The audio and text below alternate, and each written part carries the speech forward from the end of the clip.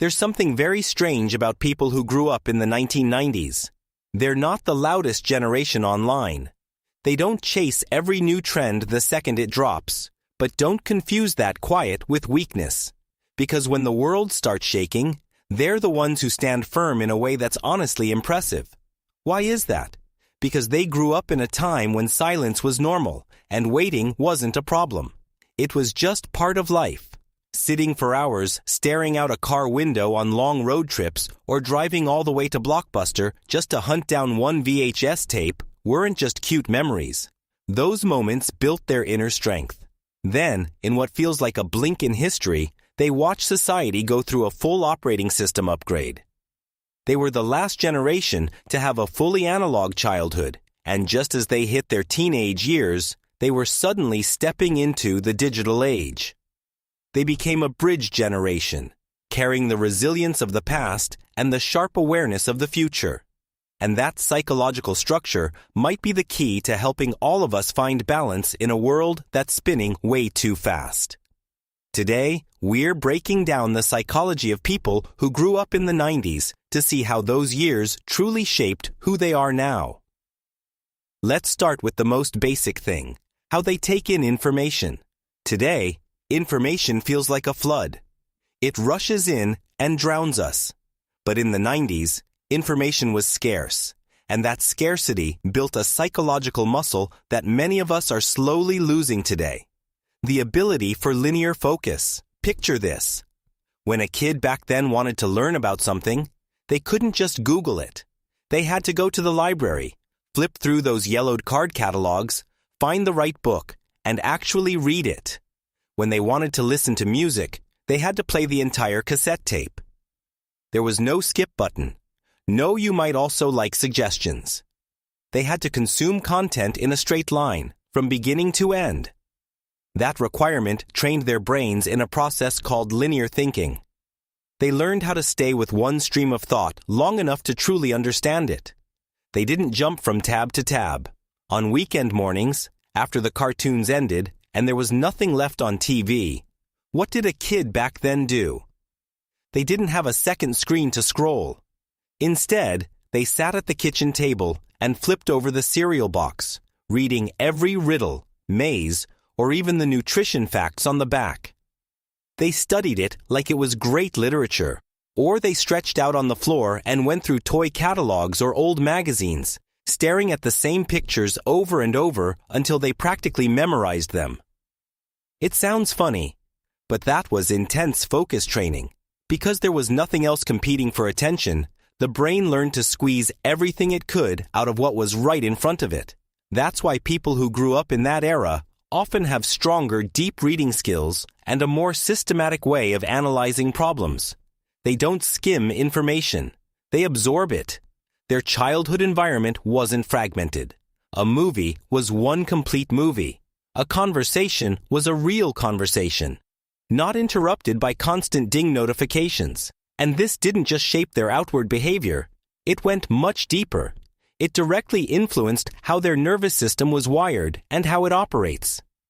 When we talk about neurobiological differences, we have to talk about dopamine.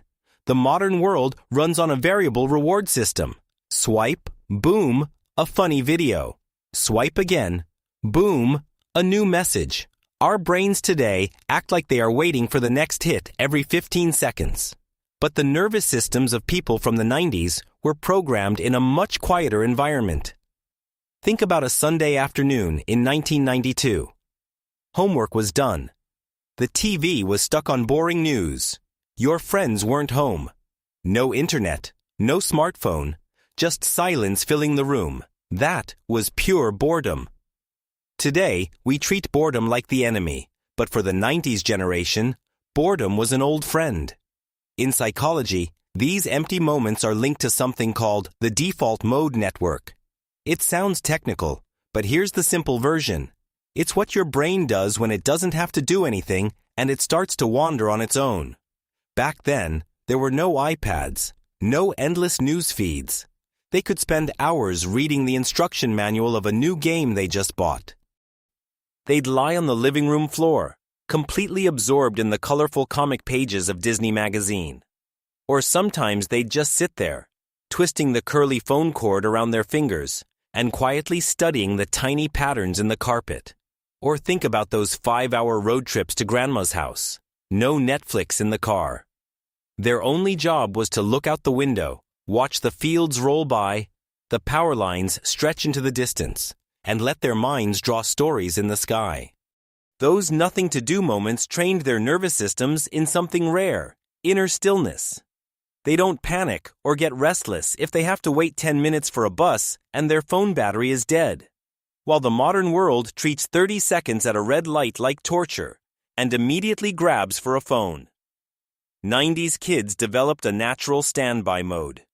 They can tolerate empty space without needing instant stimulation. It works like a psychological filter. It helps them avoid burnout in today's storm of notifications. They know how to disconnect, not because they force themselves to, but because their bodies still remember the biological rhythm of those quiet afternoons. They understand that a silent moment is not a wasted moment. And when a nervous system isn't constantly fed by outside validation, something else interesting happens. Their personal identity develops in a completely different direction. Now, imagine growing up without a camera pointed at your face 24/7. That was the greatest privilege of kids who grew up in the 90s. Back then, their identity was formed in complete privacy. Think about disposable cameras. They would use up all 24 shots at a birthday party or a beach trip, then drop the film off at CVS or Walgreens to get it developed. They had to wait a whole week to get that photo envelope back. If some pictures looked ridiculous, messy hair, awkward pose, it was no big deal. They would pick a few good ones for the photo album and toss the rest into an old shoebox under the bed. Done.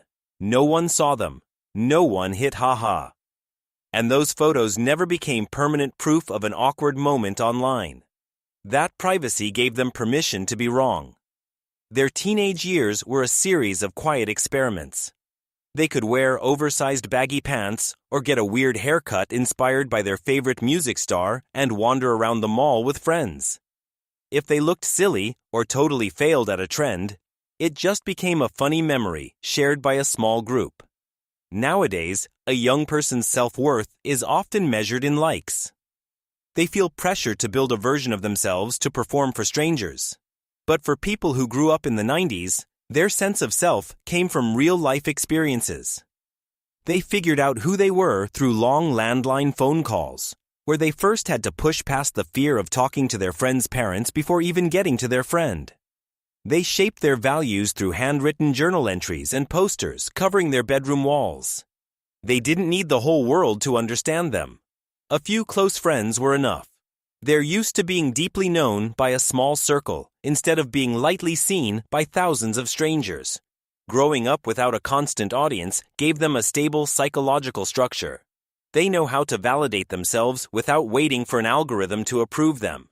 And that independence leads to a quality the modern world is slowly losing: the ability to wait patiently and truly appreciate the reward. There's a concept in psychology called delayed gratification. People who grew up in the 90s were unconscious masters of it. Their life back then was a series of required waiting. Think about Friday nights at Blockbuster. They had to drive there with their parents, walk along the shelves, and hope there was still a tape sitting behind the display box. If everything was rented out, nothing to do but go home and wait until next week. No on-demand, no instant play button. If they wanted to watch a new music video from Nirvana or Britney Spears, they had to sit in front of MTV for hours, just hoping it would come on. Even buying a new toy or outfit usually started with flipping through a Sears or J.C. Penney catalog, ordering by phone, and then waiting weeks for the mail to arrive. Psychologically, these experiences trained a very resilient operating system. They understood a simple formula: effort plus time equals reward. Their nervous system got used to that cycle. They knew the happiness of finally holding a new CD after weeks of saving allowance money was a deep kind of happiness. The kind that one-click instant satisfaction today can't really match.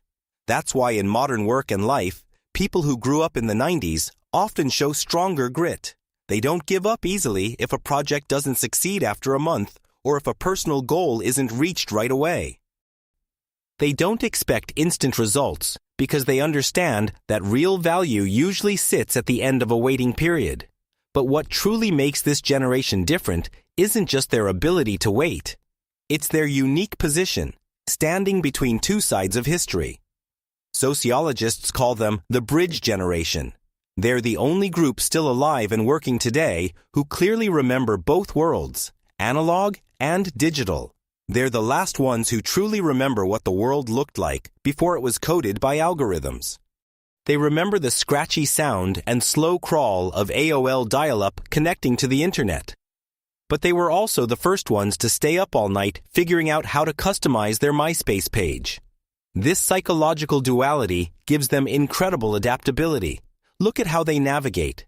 They're fully comfortable using Google Maps, but they also come from the era of printing out MapQuest directions and holding those papers while driving, hoping they didn't miss a highway exit, because if they did, there was no GPS voice recalculating the route.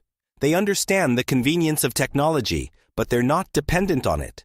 In psychological terms, this position gives them a reference point later generations don't have. Because they lived half their lives offline, they know exactly what the world feels like without smartphones. They know that being unreachable for a few hours is not the end of the world. They're not extreme.